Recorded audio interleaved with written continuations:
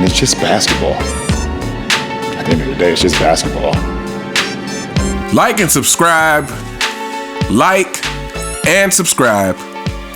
Like and subscribe on the way in the door, my people. I hope you all are having a truly fantastic day today. You see the title of the video, and this video is actually coming from what's going to be a series of videos. Shout out to Vernon Lee Warren 280, who gave me the suggestion of watching how the Bulls went 6 for 6 in 9 hours. And so I started watching it, so I'm going to be doing videos talking about some of these different series in the Bulls 6-0 championship run. And we're going to start off with 1991. 1991 versus the Lakers. And I just really want to kind of talk about some of the lies or narratives that are pushed about this series. About, it's all the media stuff trying to diminish the legacy of Michael Jordan. So one of the things that Michael Jordan gets criticized for is that Kareem Abdul-Jabbar wasn't on the team that Michael Jordan beat. And to that, I have to say this. Kareem being on that team would have made it a huge advantage in the Lakers' favor. But without Kareem, you could still argue that the Lakers had an advantage as far as the roster. Number one, the players they had on there had championship experience. You're talking about AC Green and James Worthy, who both were on 3 of the championship teams with the Lakers. And again, when they try to bring in the age thing, the Lakers weren't that old. I think Magic was 31. Divox was like 22. But most of those players were early 30s to mid to late 20s, I believe. So that's another false narrative that gets pushed about the 1991 finals. Now, the Lakers had a deeper team than Chicago. I believe in the series, the Lakers bench outscored Chicago's like 74-63 or something like that, or 78-63. So the Lakers received more support than Chicago did as far as bench players, as far as the role players. So again, like I said, you can really argue that the Lakers were still the more talented team. And again, this is narratives that's pushed by the whole media stuff for the most part. Now, here's the thing, and I'm gonna just throw this in there, is that, like I said, you could still argue that Lakers team without Kareem was still more overall talented than the Bulls. Matter of fact, I would say they were. Like I said, just from the fact of championship experience, I feel like a lot of the players were just more skilled than the players on Chicago, with the exception of Michael Jordan and Scottie Pippen. Now, so when people try to use this, again, when the fanboys try to use this to diminish Michael Jordan's legacy, here's the thing, is they want to talk about the fact that, Michael Jordan beat the Lakers without Kareem. Again, Kareem would have made the clear advantage. Beyond a shadow of a doubt, the clear advantage would have been the Lakers. But LeBron James has never beat any team that outmatched him. Again, we're going back to that 2016 finals. The Cavs were not outmatched. The Cleveland Cavaliers were not outmatched. And this is the thing that I have to keep bringing up about LeBron James and, this comeback. And everybody always, the moment he gets down, it's like, if LeBron can come back from this, that's another, notch in his legacy for the GOAT debate. My thing is, why does LeBron keep finding himself in these terrible positions? Which goes back to what we always say on this channel. It's just his lack of consistency as a superstar. So yeah, LeBron has never won any championship where he was actually outmatched. He didn't do it in 2012 or 13, 16 or 20. And matter of fact, in 3 out of 4 of those championships, LeBron James' teams definitely outmatched his opponents, for sure. And like I said, 2016, the Cavs were not outmatched by the Warriors. The Warriors just played better as a team. But if we're talking about skill-wise, comparatively, again, Cavaliers were not outmatched. Now, what LeBron James has done is he has lost when he had the clear advantage. He has done that. Again, this is something we can say that Michael Jordan has never done, is lost when he has the clear advantage. So yeah, so the whole notion about Michael Jordan not beating the Lakers with Kareem, again, it's ridiculous, because Kareem would have made it definitely a lopsided game as far as talent. Now, I'm not still saying that Michael Jordan couldn't have overcame that, but again, they try to use it against Michael Jordan as if LeBron has done something to that magnitude. Again, that 3-1 comeback, they weren't outmatched. LeBron shouldn't have found himself in that position in the first place. And the other thing I want to address about the 1991 finals is this. The whole notion that Scottie Pippen on Magic Johnson was the reason for the turnaround of the series.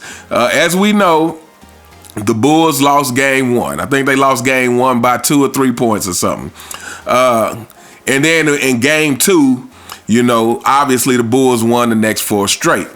Now, here's the thing. First of all, after game 1, Michael Jordan was confident that they could win because he said, hey, we didn't even play our best and we still kept the game close, which I want to point out again, just the positivity and the confidence that Michael Jordan had as a leader and a superstar. To me, again, the mentality is all the difference in the world, and it's how you handle stuff. And I was watching another documentary on Michael Jordan, and it was just talking about all the pressure that he had as a rookie coming into the league, which I'm gonna do a separate video on this. But as all the pressure Michael Jordan had as a rookie coming into the league, because the Chicago Bulls were building their whole future around a 2-guard. This is something that hadn't been done. Again, the conventional wisdom said that you needed a center. So imagine as I was listening to some of these commentators talk, I was like, you know what? This is what they say about LeBron James. They keep talking about how LeBron James has had more pressure than anybody. But what it really is the difference between how you handle pressure. Michael Jordan saw pressure in a different way. Michael Jordan saw pressure in this sense, that if you are expecting me to fail, then I have nowhere to go but up. That's how Michael Jordan saw it. He said he thought that being the underdog took all the pressure off. It's like, if you already think I'm gonna fail, well, if we fail, then we only did what you expected. But anything better than that, we exceeded expectations. That's how Michael Jordan saw it. So, pressure is really on the individual and how you choose to look at it, how you choose to deal with that pressure, or how you even choose to see the situation. Because Michael Jordan just saw everything as an obstacle to overcome. He just didn't, his way of dealing with the so-called pressure was much different than what LeBron James did. Because LeBron James wanted to be praised, which is why he wound up doing all the things that he's done in his career. Is because he needed that adulation. Michael Jordan just wanted to win. It's that simple. So yeah, going back to the whole notion that Scottie Pippen changed the series, that's not really what happened. What was actually happening in each game is Phil Jackson would start the game with Michael Jordan guarding Magic, and then somewhere during the game he would switch it to Pippen, which I think was normally during the second half of the game or whatever. And, you know, on the video, they didn't talk about why this was happening. But my speculation is this, is that he knew Michael Jordan was going to need his energy to close. He knew Michael Jordan was going to need his energy to close the game. So he let Michael Jordan guard him in the first half. And then he would switch to Pippen during the second half so that Michael Jordan could close the game. Now, if you watch the game, I mean, there were times where Magic got the best of Michael Jordan. I mean, we're not talking about some scrub or somebody. I mean, Magic Johnson is one of the greatest players. I would argue most people have him in the top 5. So he's not a nobody. Just because he's known for passing, Magic Johnson has that killer in him. And that attitude that he's willing to do anything to win, even if that means score. Even though he's known as a passer. It's like, if I need to score, then Magic was capable of doing that. So there were times where Magic got the best of Michael. But if you watch the game, there were definitely times where he got the best of Scottie too. It really wasn't like Scottie was dominating Magic like that. No more than Michael Jordan. So yeah. And then so what I really think was the turn of the game, what turned the tides of the game, is that the first game, pretty much Scottie and Michael were the only two who contributed offensively. During the second game, everybody else stepped in. And what I mean with everybody else, Horace Grant had a good game. I believe he had like 20 points. John Paxson had a good game. The second game, he had 16. And even Bill Cartwright threw in 12 points by the second game. Now, in the first game, Horace Grant only had 6 points. Cartwright only had 6 points. And Paxson only had 6 points. The second game, all three of those guys stepped it up, and they pretty much continued that throughout the rest of the series. You know, they pretty much continued to be a contribution offensively the rest of the series. And to me, that's what turned the series around. Not to mention that I think Michael Jordan's momentum in that second game is kind of what lit the fire under everybody. Because there was a point where he scored 13 straight baskets. And the 13th basket was the famous layup that everybody knows about, where he, you know, gets the ball. I think he passes to Cliff Livingston, gets the ball back, and, you know, he jumps from, it seems like almost the free throw line, but maybe he was a step or two in the lane, but he jumps, goes up with the right hand, switches it to the left hand, and makes that great layup. That was like his 13th straight basket. So I think it was Michael Jordan's play and leadership that sparked everybody. I think it was Michael Jordan's leadership, again, because after the first game, Michael Jordan was saying, hey, even though we lost, that game gave us confidence because we didn't even play our best, and they still only beat us by like 2 or 3 points. So to me, it was Michael Jordan's leadership and Michael Jordan's play, or leading by example, if you will, that sparked everyone else. Michael Jordan was playing so great, and again, he averaged 11 assists during that series. And so, yeah, to me, this whole notion of Scottie Pippen being the one who turned the game around with his defense on Magic, that's some La Media narrative stuff. Again, this is why, and I don't want to take credit away from Scottie Pippen, but again, like I said, to me, Michael Jordan made Scottie Pippen. Scottie Pippen is very fortunate he wound up on the Bulls, because I don't think he's a top 50 player without winding up on the Bulls. But I feel like all this attempt to make Scottie Pippen seem like more than he is an attempt to kind of lower the magnitude of what Michael Jordan was, for the sake of pumping up other players, for the sake of promoting LeBron James and promoting the modern NBA as the more skilled and all this. But yeah, to me, I believe Michael Jordan is the better defender between him and Scottie. I believe Michael Jordan is the overall better defender between him and Scottie. Now, if you want to say Scottie is the more versatile defender, then okay, I probably can give you that. But again, more versatile doesn't mean better. It doesn't mean you're better. But how can Michael Jordan not be the better defender with the steals titles, with, was it 200 steals and 100 blocks in a season, with the defensive player of the year? And really, again, when it all comes down to is the mindset of Michael Jordan. Michael Jordan is a killer through and through. He's a dog. He's a dog on defense. He's a dog on offense.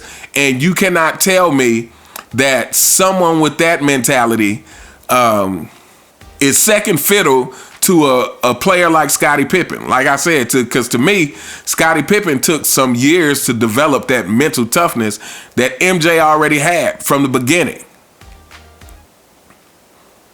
But anyway, we gonna hold up here. Like I said, I just wanted to address a couple of things that I think are lies promoted or narratives promoted about this 91 finals that I think are just meant to try to tear down the legacy of Michael Jordan and to not only try to prop up LeBron James, but to prop up the modern NBA and feed into this more skilled players narratives and all these kind of things.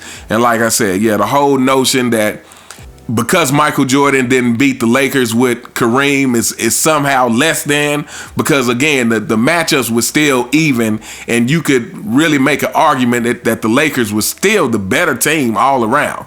I believe the Lakers was still a better team all around without Kareem.